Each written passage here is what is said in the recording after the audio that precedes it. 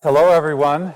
I think we'll get started here in the Washington Center of Arizona State University. Welcome to this very special event of the Leadership, Diplomacy, and National Security Lab of Arizona State University here in Washington, D.C. offices. We occasionally have book talks, and today is one of those opportunities. I am David Sheffer, Professor of Practice here at ASU. We have in the audience a visiting group of students from ASU, the main campus of which is situated in Tempe, Arizona. Also present are members of our Washington faculty team, alumni, other ASU students resident in Washington this term, friends, and a group that is studying World War II. And we have a virtual audience of ASU students, faculty, and alumni beaming in from all corners of the globe.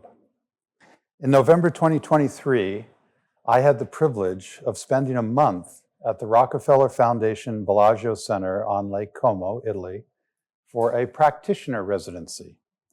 One of my colleagues that month was Julia Ioffe, a founding partner and Washington correspondent of Puck, which is a superb online news outlet covering the world of politics, Wall Street, Hollywood, AI, the media, fashion, sports, and art. I had grown used to seeing Julia on cable news, commenting typically on foreign affairs from her Washington perch and, of course, her articles in Puck. But I had never met her.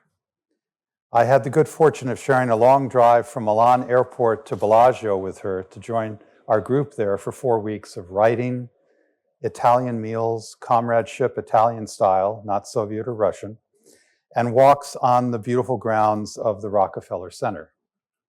So I got to know Julia. Sharing meals with Julia at the table in the villa's dining room was the best treat of my entire experience. Why? She was writing this book, Motherland, and dialoguing with us about it and international politics over pasta. She also gave a riveting lecture of her work in progress. Julia is a brilliant and delightful individual. In Motherland, she weaves a story about Russia, her family roots, feminism, her own story of riveting experiences, and the historical glory, pain, agony, and paradoxical fate of women in her native land. This book is literally a page-turner. Julia has agreed to autograph copies of books that you may have with you, but I will announce henceforth that it's just totally easy to acquire this book on Amazon, probably overnight delivery. And of course, it's at Barnes & Noble and everywhere else on sale. So please do purchase it. Now, we have so much to learn from Julia, so let's get started. At about the 30-minute mark, I'll open the floor for questions from the audience, if not earlier, in the room, and we'll take it from there. Okay, so Julia, I'm going to step over here and sit by you. And I'm going to show them the book. There it is, Motherland. It's interesting, over Christmas. If we just pop it up here. Oh, yeah, sure. Yeah, that's exactly what we should do. There we go. Over Christmas, I was looking at it for gift purposes, and you know, it's great when you go onto Amazon Books and you look at this book, and there's suddenly a banner going across the screen saying, Amazon #1 bestseller, you know, which it was over the Christmas season. So, well, Julia, welcome. Thank you so much for having me, David. And if I might, it would be great if you could just give us sort of an opening description of yourself and also of the essence of your book, and then we can get into all facets of it. First of all, thank you, David, for having me, for inviting me. I remember that long drive. That was fascinating. It was shortly after October 7th, and we discussed all kinds of things relating to David's work about, international law and war crimes, things like it. It was a fascinating conversation that later became a couple of articles. Yes, it did. Yeah.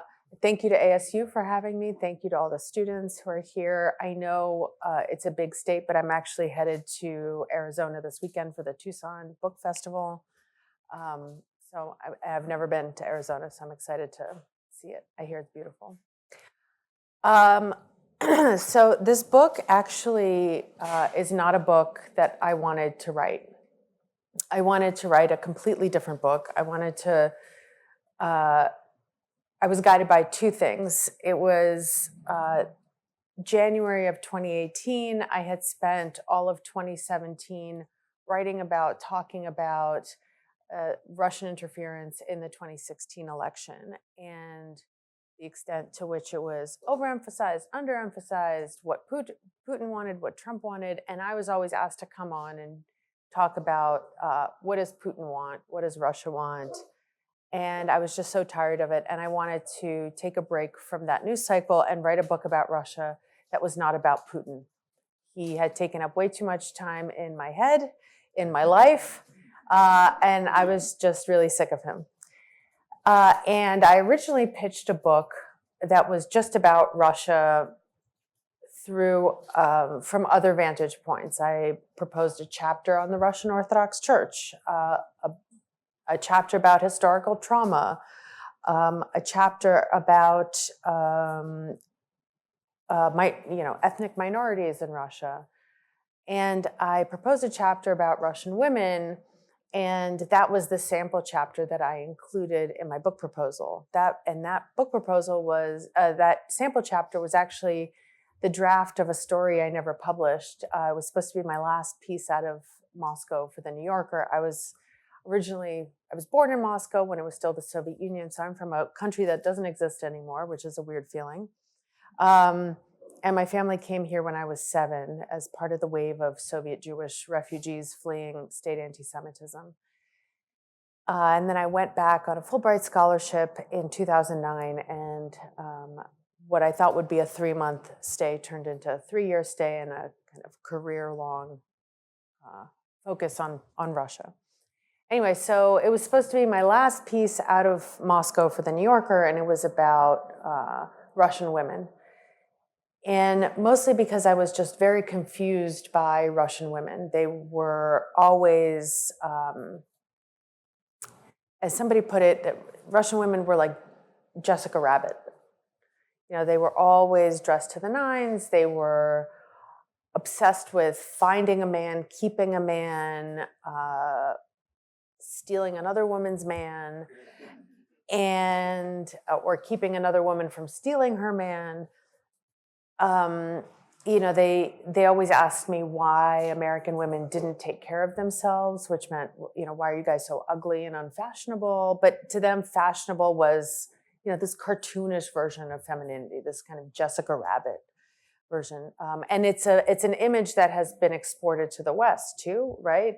Russian women as honeypots, Russian women as these,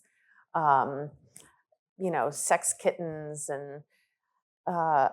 and I was like, those aren't the women I grew up with. The women I grew up with were doctors and engineers, and this is weird. So, and then the side story to that is my book agent, whose offices are a few blocks away, was saying, you have these women in your family, and my agent's family is also from this part of the world, but many generations ago. And for her, it was crazy that my mom was a doctor, that her mom was a doctor, her mom was a doctor, that I had 2 great-grandmothers who were doctors, a great-grandmother who was a PhD in chemistry and had her own lab in the 1930s. And one grandmother was a cardiologist, another grandmother was a chemical engineer. My mom, my sister are doctors. And my agent kept saying, you have these extraordinary women in your family, you have to write a book about them. And I was like, it's going to be a very short book because I don't know what the hell to say about them. They're very average Soviet women. That's just how it was. Like, there's nothing extraordinary about them. So these two things kind of came together because Gail, my agent, kept saying, write this book. And I was like, that's so boring. That's going to be a very short book. And then we shopped this book proposal around to book publishers, and they all pointed to the sample chapter about Russian women and said, we don't want the general book about Russia. We want that book.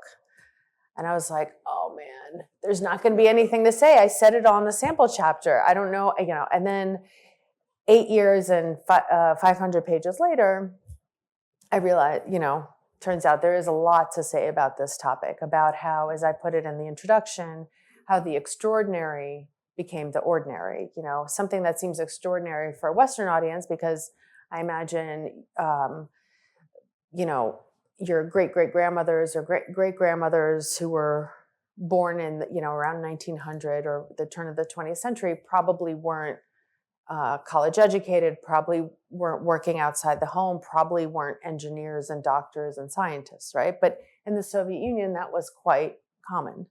So I realized that just to be able to explain why that was so ordinary for the Soviet Union required a whole ass book. Definitely.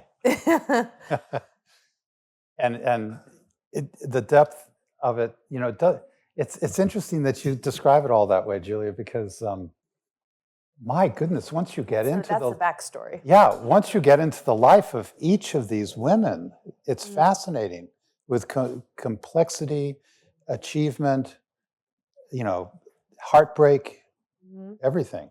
So how did you literally research this book? Because I remember when we were in Bellagio, I mean, you know, you had your room there, but I don't think there was any library of books or anything. Yeah. You must have been working off of, well, was it digitized that a lot of this that you could access? So the stuff I was working on at Bellagio was the third part. So the book is in 3 parts. The first part is kind of 19th century to 1945, to the end of World War II. It ends basically on Victory Day. Part 2 is 1945 to the collapse of the Soviet Union in 1991. And part 3 is 1991 to the present day, including my time in Russia as a correspondent. So the parts I was working on was, you know, the present day and stuff that was available online, including on my Kindle, stuff that I had already downloaded. But for the earlier parts of the book, you know, I have several shelves of books in my room, in my library, rather, at home. I was working with personal archives. It was funny to see that kind of come out in this drip. Like my aunt was like, you know, I have my grandmother's, so my great-grandmother's diary. Would Julia want that? She asked my dad. I'm like, yes, of course, give it to me. And then, you know, and then like diary. Yeah, and then 3 months later it was like, oh, well, we have, you know, her son's letters from the front. He was killed in World War II. He was in a tank. And I was like, yes, of course I fucking want them. Give them to me. You know, like, you know, it was just like, you know, I interviewed my grandmothers while they were still alive. I interviewed my mom. I interviewed a lot of people. I traveled to Russia a lot. But from the very, like, when I first started, it was like, wait, so how do I tell this story? And part of it was, what is the story? Like, how did this become a thing? And I went basically on Amazon, on various kind of research journals, and I was like, where are the books on Soviet women's history? And I realized there were not very many. And I got all the ones I could, and there was basically like one bookshelf that was this wide. That was it. And was reading all those books and trying to piece this narrative together, and trying to find compelling characters, and trying to figure out a way to tell this story in a compelling way. So, and a major turning point came for me, thank God, early in the process. I happened to be at the Aspen Ideas Festival, I believe, or the Aspen Security Forum. I think the Ideas Festival.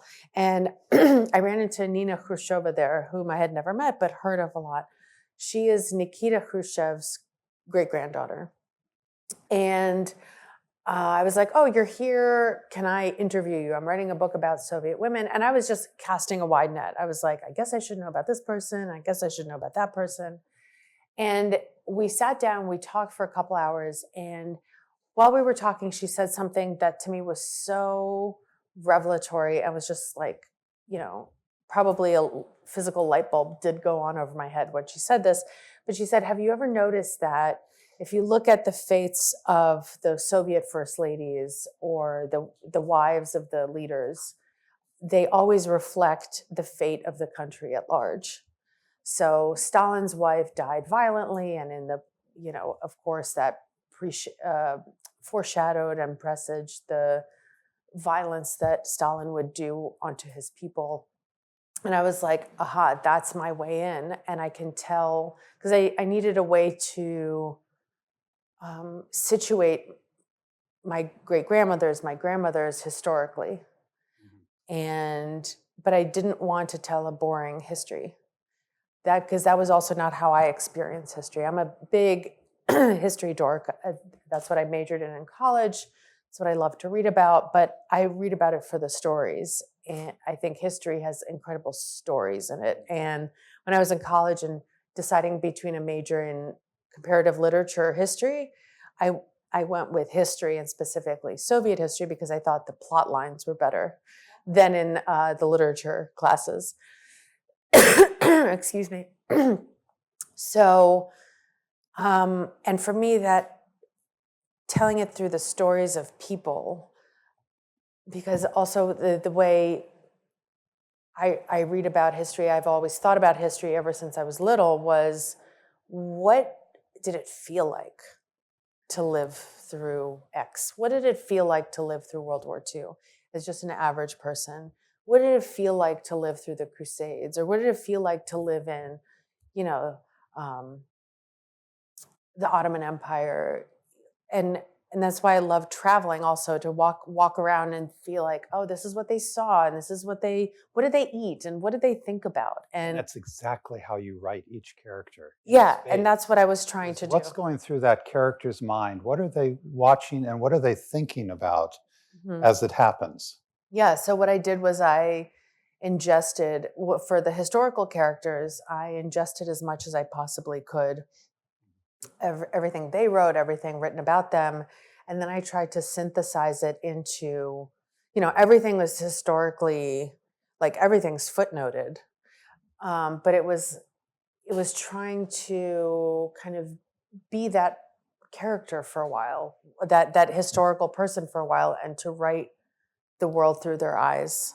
And what I loved so much was that you jump from a member of your family, for example, as it goes back through its heritage, of which we don't know anything. We don't know their names. They're new people to us completely. And they're mostly at their level of society. And then suddenly you jump to Raisa Gorbachev. I mean, and you tell the story of a very, very, very prominent Soviet woman. So you're getting this contrast constantly in the book, Right. So that was my task, right? Because what I said earlier, which was, they wanted, the publishers, my agent, they wanted to read about my family story, and I'm telling them, no, my family was quite ordinary. And so how do I explain to them? How do I explain to an American reader how that became ordinary? And I had to situate, because my grandmothers weren't famous, and I know a lot of my Russian friends, or some of my Russian friends, have truly famous, grandparents or aunts or uncles. I do not have that in my family. They were just average, kind of middle class Soviet people. And I had to situate them in their historical context. If you don't know anything about the place, and I just start telling you, in 1937, their uncle disappeared, you're not going to know what that means or why that's significant. I have to tell you kind of the historical background first, but I didn't want it to be boring. And so when Nina Khrushcheva offered this, she kind of held this pearl of wisdom out to me, which was the women at the top, the wives of the leaders, were reflections of the history, were reflections of what was happening to the country at the time. And I said, aha, I'm going to use the women, Lenin's wife and Lenin's comrades in arms who were women, Stalin's wife, Khrushchev's wife, Gorbachev's wife, Brezhnev's wife. I'm going to use them to give you the historical context, the kind of the 30,000-foot view of here's what's happening in the country at the time. And then here are the kind of little people down here who are my great-grandmothers, my grandmothers, my mom. And I'm going to kind of go back and forth and weave it in and out for you, kind of going forward in time. And that was tough to pull off. And that includes the history of the country, of the Soviet Union. You see But it's through the women. story. That Through was the women, also, yeah. And that was also, then I decided to start challenging myself because it wasn't hard. I decided it wasn't easy. It wasn't hard enough to write, rewrite 150 years of Soviet and Russian history.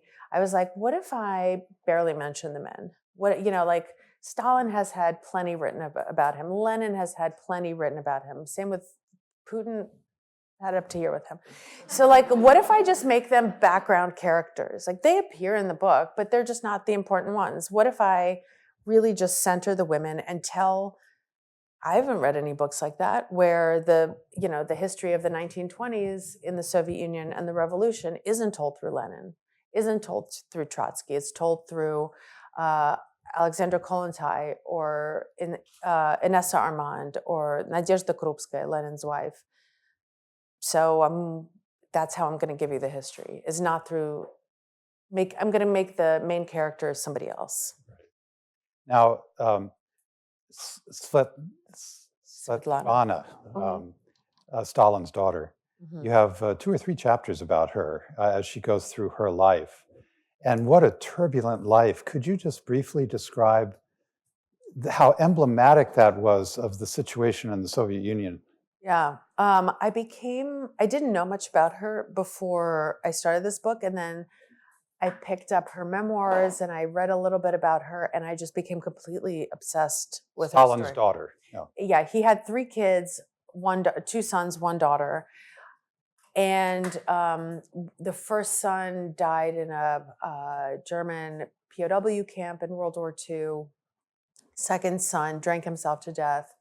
I don't know if anybody has seen Death of Stalin. It's actually pretty historically accurate. Yeah. So, and I had people read the book and then they're like, wait, that means Death of Stalin was really what happened. It's like, yes, that's what I mean by Soviet history has the best plot lines. Like you don't have to make, you can't make this stuff up. You literally can't. It is way too crazy. So I started reading about her and I was so drawn to her story. I felt so bad for her. She was, her father loved her. He did not love his 2 sons. No, he did not like either of his sons for different reasons. He loved her. And in some ways it would have been better for her if he didn't love her. Like he loved her in this suffocating, paranoid, controlling way that he loved the country too. And in that way, Svetlana was the perfect, I don't want to give away anything for those of you who read the book because her story just takes such crazy turns. But at a certain point, my editor was like, why do we have so much Svetlana in here? She wasn't married to Stalin. And I said, yeah, but she was in some ways, because her mother died, and again, I don't want to give anything away. Her mother died when she was 6. And she became in some ways, and Stalin never remarried. And she became kind of the stand-in for the first lady. He called her Khazyayushka, which means kind of the little mistress of the house. And she was kind of the perfect mirror for how the Soviet Union and then Russia grappled with what Stalin had done to the country and how it processed or didn't process all of that trauma as a society. And with her, you can see it on an individual level and her kind of shuttling from one extreme to the other, trying to find herself, trying to get away from her father's memory, trying to get away from her name, but realizing that nobody in the world cares about her for herself other than, oh, that's Stalin's daughter, either because they hate Stalin or because they love Stalin. But she's trying to establish herself as a person in a way that isn't just tied up with Stalin. And I see so much of Russia in that, right? Like Stalin, a Russia that isn't just Vladimir Putin or a Russia that isn't just Joseph Stalin. And when you have such a personalized dictatorship, that's very hard to do, I think, at a national level and at an individual level. And can you just, on the very dark side, just for a couple of moments, I had never read anything about the women in the Gulag system of Stalin's in the 1930s. And you revealed that story. Can you just say a few words about it? Yeah, so early on, I had read some Solzhenitsyn and was kind of meh on him and didn't really see what the fuss was about. But back in 2018, I read Into the Whirlwind by Yevgenia Ginsburg, who was an early convert to Bolshevism, to communism. She joined the Bolshevik Party when she was, I think, 14 years old and was an official with the Communist Party. She was kind of a propagandist and educator, taught at a university, taught kind of communist and Marxist theory at a university, and then was arrested in 1937 as part of the Great Terror. And she writes this memoir that is probably about 1,200 pages, but I could not put this down. I was reading it in Moscow some of the time, some of the time here. I kept missing my stop both on the Moscow Metro and the DC Metro. So I was carrying this tome around and I kept missing my stop because it's so compelling. And she wrote this book before the Gulag Archipelago, for which Solzhenitsyn was given the Nobel Prize. And I was like, this is such a better book. And it made me curious about what women lived through in the Gulag. And there weren't as many women in the Gulag because primarily the purges, the Great Terror, targeted men just by dint of what Stalin was purging. He was purging the upper echelons of the Soviet military, which was 100% men. So 100% of those victims of the Great Terror were men. He was purging the NKVD, the secret police, which was also, the foreign spies, et cetera. Most of them were men. But women ended up in the Gulag as well because Stalin wasn't content to just punish his political enemies or to kind of wipe the slate clean and replace military officers, intelligence officers, judges, et cetera, with his own loyalists. He wanted to kind of exterminate them root and branch. So he would often arrest their children, their wives, and they ended up in the Gulag as well. And they lived through the same stuff the men lived through, which was extreme hunger, extreme exposure, right? They were sent to the most inhospitable regions of the Soviet state. So well past the Arctic Circle and Siberia, places that in the winter are minus 50 centigrade, and Fahrenheit intersect at minus 40. So like I don't even know if Fahrenheit goes that low. In the summer, it was just crazy mosquitoes that would eat you alive and malaria and all these diseases. People who I remember Googling these conditions that I was like, what is chicken blindness? And it's all these conditions that happen to your body when you don't have enough of a specific vitamin. Like if you don't have enough vitamin A, you start going blind, but at night. If you don't have enough vitamin C, that's scurvy, your teeth fall out, all these conditions, right? So women and men experienced that, but women were also subject to sexual terror. They often became pregnant in these conditions. So how they dealt with that, whether it was kind of DIY abortions in the Gulag, or they gave birth, and then the state took those babies away and let them kind of be with the children on and off until they were 3, and then the children were taken away, their names were changed, and they were put in the state orphanage system and lost to their mothers forever.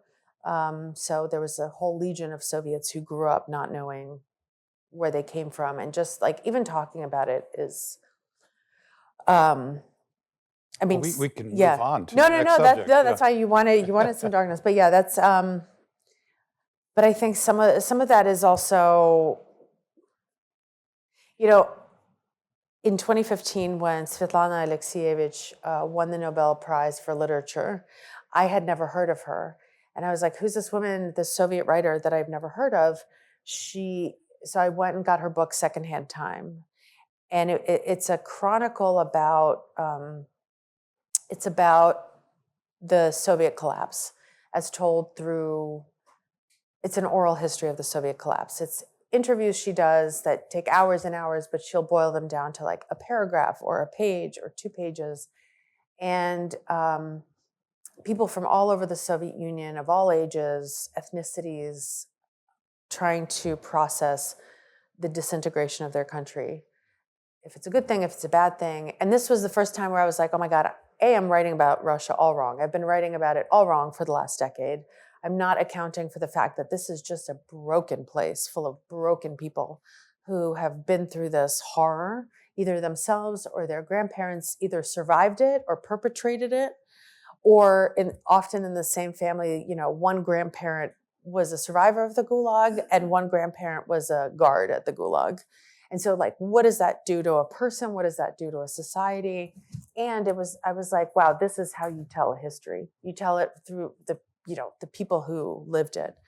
And that was why I thought it was so important to lay bare that darkness in the book. And because I want Westerners to understand, or Americans to understand, how much horror Russians, Soviets have had to experience, in how much of that is like, those are the family stories that are passed down. Americans do not have these very dark story, unless they're, I think there's exceptions. I think Black Americans have this in their families, but I think a lot of Americans do not. And that's also why America is such an optimistic place, or has been. Why Americans have this kind of can-do attitude. They haven't been, they didn't have a Gulag. And they didn't have a World War II on its territory. Yeah, it's a very moving chapter. Can you just briefly tell us about, you have an excellent chapter about the role of Soviet women in World War II, and then what happened immediately after that? So I know we have some World War II buffs in the house. Yeah, exactly. So I did not know this history until I started researching the book, but over 800,000 Soviet women fought in active combat in World War II. And some of them were nurses, some of them were field medics, which was a really rough job. But a lot of them were, artillery officers. They were fighter pilots. The Soviet Union had several all-female squadrons, including the night bombing regiment that the Germans were because the Germans were ultra conservative, right? It was the three Ks for them, which was Kinderkuchen, Kirchen, right? Children, that a woman's role, 3 priorities are children, kitchen, church. And here they're fighting against an army that has, women in a night bomber division. And so they were so freaked out, they called them the night witches. Some of the best snipers the Soviet Union had were women. They were artillery gunners, they were sappers, they were paratroopers. They did all the things. And what's also crazy is that when I say women, we're talking about like 16, 18-year-old girls. Like, women is generous. These are teenage girls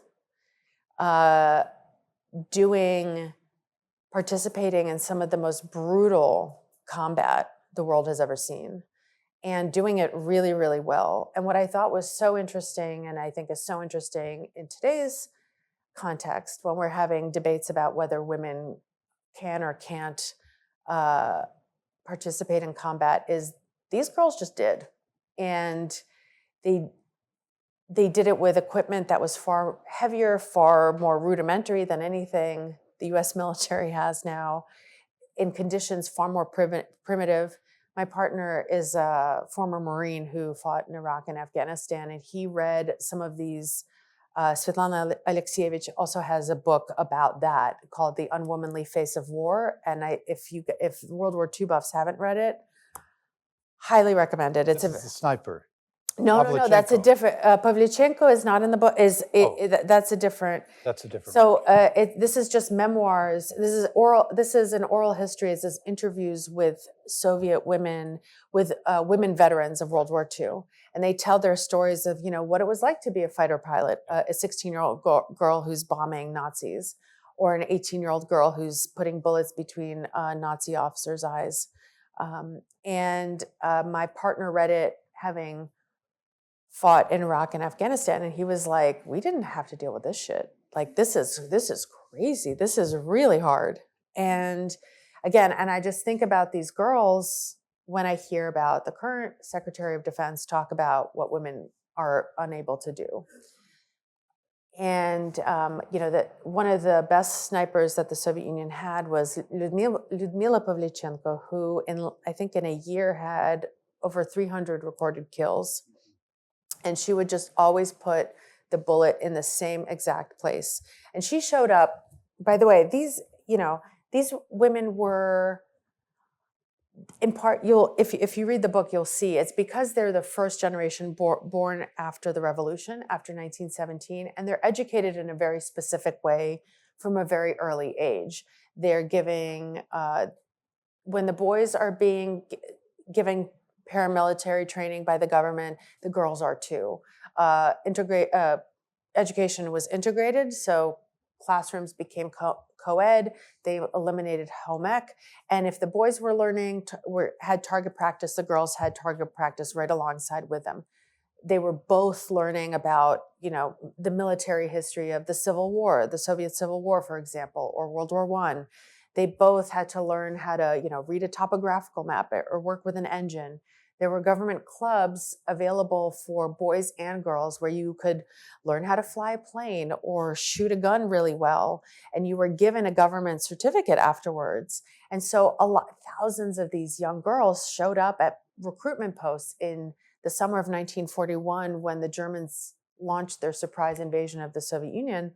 They all showed up with their certificates saying, I'm ready to go. The government says I am. And the recruitment posts were being literally manned by older men of a different generation who were like, go home, little girl. And so Lyudmila Pavlyuchenko shows up in her, summer dress. It's June, in her summer dress and her sandals with her little heels and her sniper certificate from the government. And they send her home. She comes back the next day and says, I'm ready to go. I have a government sniper certificate. And they said, okay, but only if you ask your husband's permission. And she's like, I don't have a husband. She goes in, she's not even given a sniper's rifle. She kind of retrofits one. She gets a rifle and she kind of retrofits it to make it a sniper's rifle. And then she just starts popping Nazis. I mean, literally in the same spot every time. And she has the most recorded kills of any sniper that first year. The next closest is a guy who has less than half of her number of recorded kills. So Stalin decides to take the two of them, and send them on a tour of the West, of Britain and the US, to raise money for the Soviet war effort. And this is the 1940s. She comes to DC, and it's obviously a much more conservative environment. They're not used to lady snipers. And so these male journalists are asking her, and some female journalists are asking her, what color lipstick do you wear in the trenches? And she's like, what? And one of them asked her, do you care that your uniform makes you look fat? And she's like, what are you talking about? Like, I'm in combat on the Eastern Front. Like, I'm shooting Nazis. And if they took out some of my friends the day before, she would, when she felt very vindictive, she would purposely shoot them in the stomach so that it would take them a long time. She knew she was inflicting a fatal wound, but that it would take them hours to die. And then she comes here, and this metals magnate who just lost his wife is proposing marriage to her. And Eleanor Roosevelt's like, you should really marry him. And she's like, what are you people talking about? It was like she came from another planet, which she effectively did because she was a product of this really radical social experiment that I think the world has never seen anything like it before or since. I want to open it up for questions about this phenomenal book and phenomenal author. Do we have somebody to start off with? Anyone? Yeah. Oh, we got a... Could you tell us a little bit about your association with Navalny and his wife? Yeah. So Alexei Navalny, the late Russian opposition leader, is somebody I met a long, long time ago in winter of 2010. And I had heard about him because he was a blogger at the time. He had a live journal, which is where everybody did their blogging, and he wrote about government corruption, specifically the corruption of state corporations, like the state oil corporation, the state atomic corporation, and how he basically became an activist shareholder. He would buy a few shares of these and then say, like, what is this item on your balance sheet? Like, what is this charity that you just gave $1 million to? And why was it set up the day before you gave it $1 million? Things like that. And so I thought I would write a quick blog post about him. And I went and met him at this sushi restaurant. Like, I can still see it and remember it all in my mind's eye. And within 2 minutes, I was like, oh no, this is not a blogger. Like, he has it. He has the thing that a great politician has, that, that insane charisma where you're just, everything he tells you, you believe. He just sucks. He is the center of gravity in that room. He is so charismatic. If he's talking to you, you are the center of the world. And the way he thought about politics, the way he thought about what he was doing, I had never seen from the Russian opposition, which was pretty feckless and fragmented and interested in backbiting and fighting each other more than they were focused on how to take down Vladimir Putin or how to change the country around them. And and I went home and I immediately wrote to David Remnick, my former boss, and I said, hey, I met this guy, he's a blogger, but I think he's so much more than that. I was like, this is like probably what it was like to meet a young Bill Clinton or a young Barack Obama or a young Ronald Reagan. Like, he is something. This is a guy to watch. And I ended up writing a profile of him for the New Yorker, meeting his wife, Yulia, his 2 kids, Dasha and Zakhar, and watching and reporting on his rise and then his inevitable death. It was also so sad because for that profile, I interviewed his parents as well, who were lovely people. And he grew up in a military family. His dad was a military officer. They moved around a lot. He lived in a military town just outside of Moscow, and his parents had retired and started this kind of wicker company. Like, they made wicker furniture and wicker stuff. And I remember interviewing his mom in that office. She was the accountant, and she was a very big woman, kind of very stoic, funny, like Alexei. I mean, he was so, so funny and witty too. He could be talking about either the most boring stuff like accounting and, if you notice, this contract was issued to this person and this item, and like mind-numbingly boring stuff, but he could make it so funny, so interesting, which is why his blog became so popular. And he could talk about the dangers he faced doing this, also with so much wit and humor. And you could forget what he was actually doing and how dangerous it was. And I remember sitting and talking with his mom, and the first time she kind of showed any emotion other than this kind of just like stiff upper lip, good cheer, was she's like, I'm so scared that they're going to kill my son. And I just couldn't get that out of my mind watching her at his funeral in Russia. It was, yesterday, this independent Russian publication, published some photos from his Alexei's autopsy. And then there was a big outcry and they took them down. And, seeing him like that was heartbreaking. I mean, he and I had a complicated relationship. He had a complicated relation with everyone in the media. I think every politician does, and that's what he was. But Yeah. I mean, he came to my going away party when I was moving back to DC from Moscow. And he was like, I can't believe you're moving back, Julia. Like, something's about to happen here. And I was like, sure. Yeah. More questions? Yes, over here. We'll need a mic for you. You could just identify yourself for Julia. Sure. Hi, thank you for this presentation. My name is Jan Mann. I'm a history professor at ASU, specialize in the Soviet Union, the Second World War. Our histories are very similar. I'm also from the Soviet Union, came over when I was 6. Where from? Chernovtsi. It's also a Fulbrighter. I was there in 2013, 2014 doing Where'd you research. go? Moscow. Okay. I was doing research there. I followed your career to some extent. You know, I'm a fan. Thank you for what you do.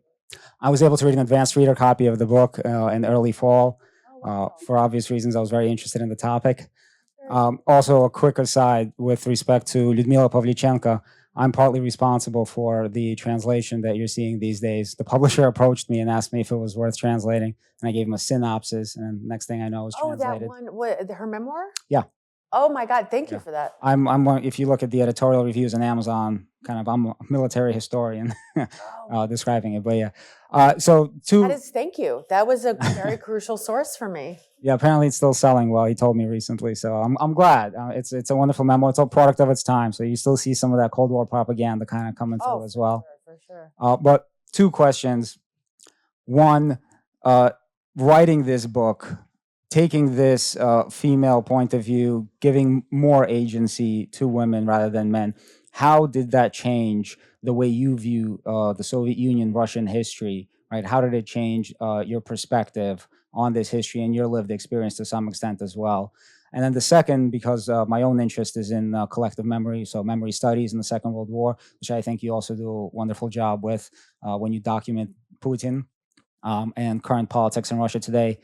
How do you see that nostalgia of the war? Where is that coming from? What do you see as continuing that connection? Yeah.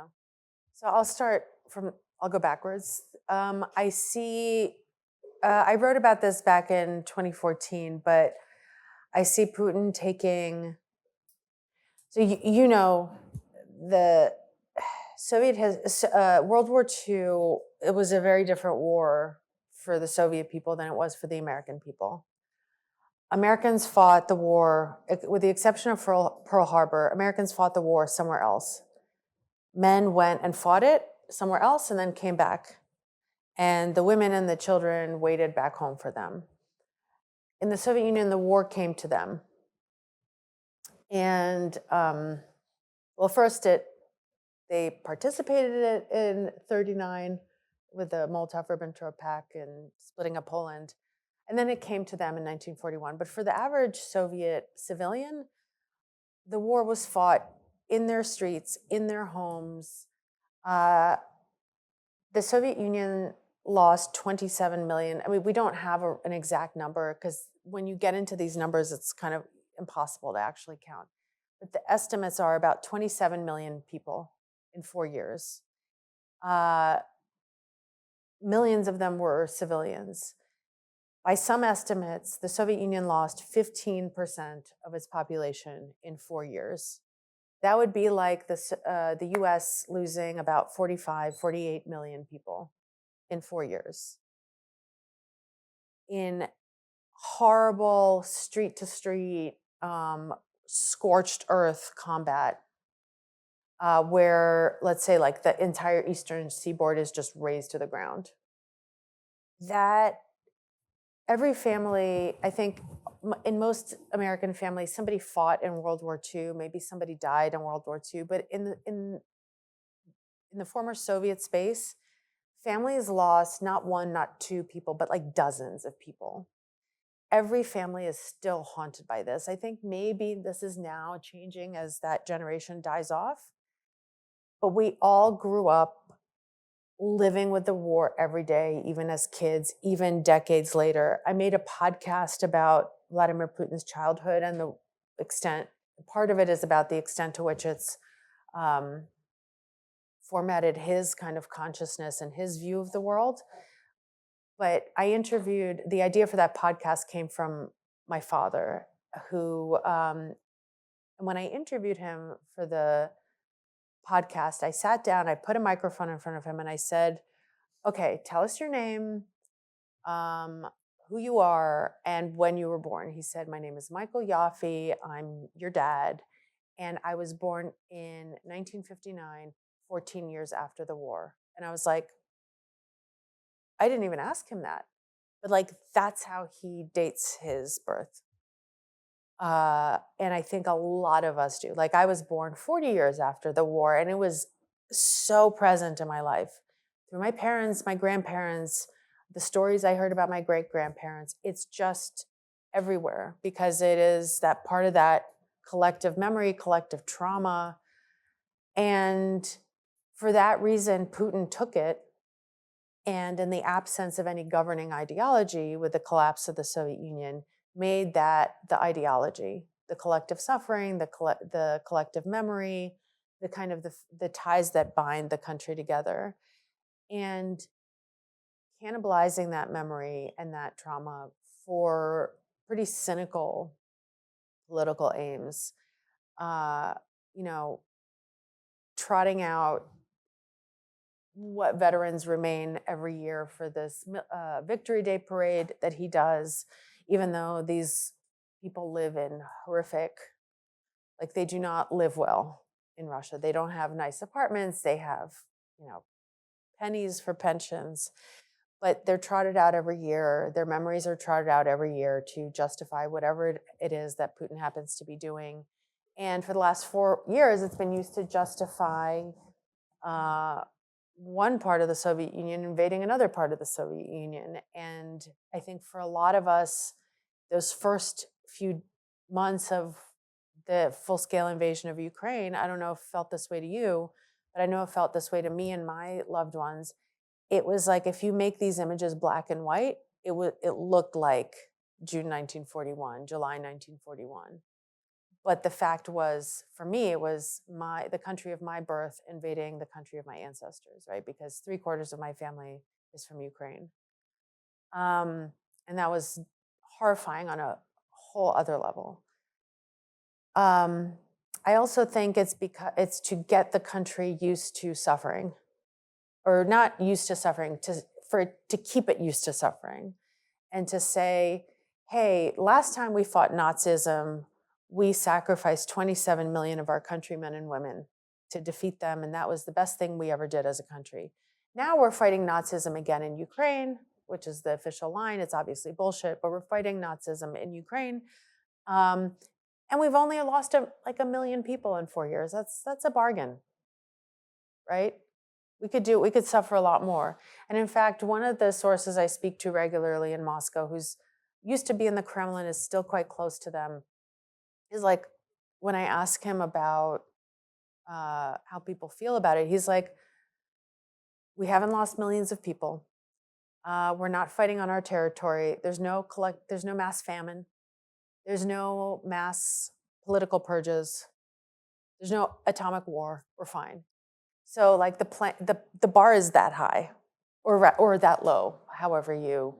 And I think that the collective memory of World War II is crucial to that. It's something you can just say and immediately access in people's minds, because we all grew up with it, as I'm sure you did, being from Chernivtsi. About how it changed my relationship to the subject matter and all of this, it just, I came to Soviet history first through just growing up in that family, and then on a masochistic whim, taking Stephen Kotkin's Soviet history class in college, because I was pre-med and I was taking organic chemistry, and I heard that Stephen Kotkin's class was the Orgo of the humanities, and that it was super hard, and I was like, I can do that, and it was really fucking hard. Especially while taking actual Orgo. But I was like, oh my God, it opened this whole world to me, and I was like, that's it, I don't want to be a doctor, I want to do this. But researching this book, and writing this book, and I'm sure you felt it or saw it on the page, made me so incredibly angry so often.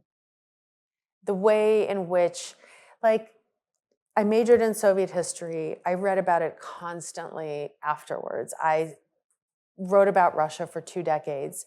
And I was like, who is Alexandra Kollontai? How come I didn't know who she was? Why was she written out of these books? Like, or played such a marginal part? Or how come I didn't know about Pavlyuchenko? How come I didn't know about these snipers? About how come nobody bothered? How come I didn't bother to talk to Beria's victims who were still alive? It just made me really angry and reinforced the idea of like, I don't want to write about these men anymore in this book. Like, they've had enough time.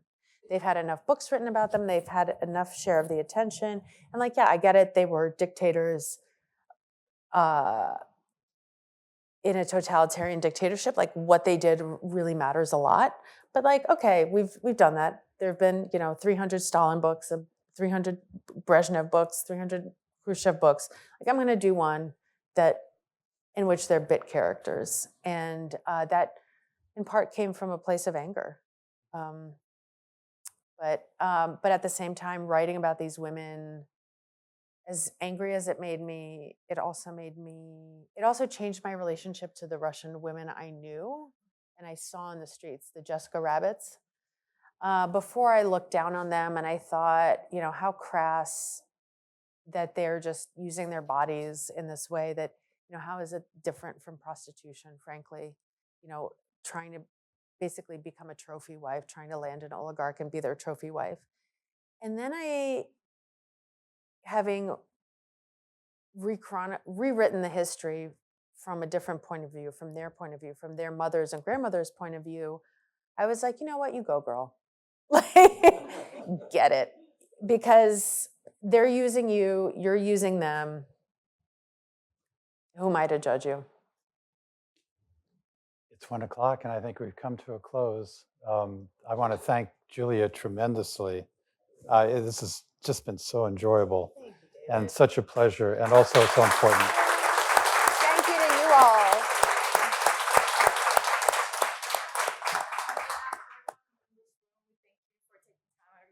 Talk to us and Oh, for the thank you so presentation. much. Thank you so much. I always need good notebooks. Thank you. Okay, thank you. Well, Julia.